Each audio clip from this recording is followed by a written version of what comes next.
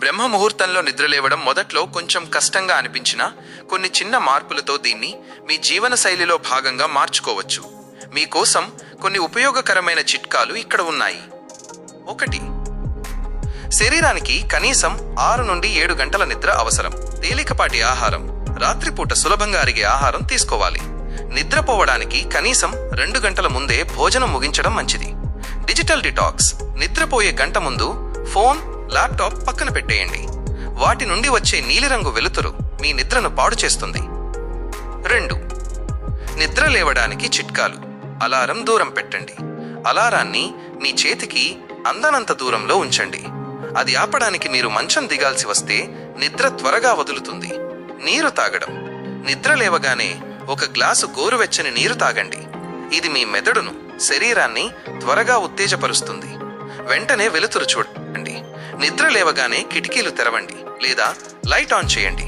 వెలుతురు వల్ల మీ శరీరానికి ఇక మేల్కొనే సమయం అనే సంకేతం అందుతుంది. 3. మానసిక సిద్ధత. బలమైన కారణం. మీరు ఎందుకు లేవాలనుకుంటున్నారో ఒక స్పష్టమైన లక్ష్యం పెట్టుకోండి. ధ్యానం చేయడం, చదువుకోవడం లేదా ఆరోగ్యం కోసం. ఒక స్పష్టమైన లక్ష్యం ఉంటే సోమరితనం దరిచేరదు. క్రమశిక్షణ. సెలవు రోజుల్లో కూడా ఒకే సమయానికి లేవడానికి ప్రయత్నించండి. దీనివల్ల మీ బయోలాజికల్ క్లాక్ సెట్ అవుతుంది. 4. లేచిన తర్వాత ఏం చేయాలి? The 5 minute rule. నిద్ర లేవగానే మనస్సు మళ్లీ పడుకోమని చెప్తుంది. ఆ మొదటి 5 నిమిషాలు మీరు నిగ్రహించుకుంటే చాలు. వెంటనే ముఖం కడుక్కోండి, మంచం సర్దేయండి. ఇది మీరు మళ్లీ పడుకోకుండా చేస్తుంది.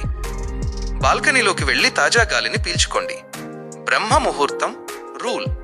మీరు రోజు 7 గంటలకు లేచే అలవాటు ఉన్నవారైతే ఒక్కసారిగా 4 గంటలకు లేవకండి. ప్రతిరోజు ఒక 15 నిమిషాల ముందుగా లేస్తూ నెమ్మదిగా మీ లక్ష్యాన్ని చేరుకోండి. రేపు ఉదయం నుండే ఈ ప్రయాణాన్ని మొదలు పెడదామా? రేపు ఉదయం మీరు ఏ సమయానికి అలారం పెట్టుకోవాలనుకుంటున్నారు?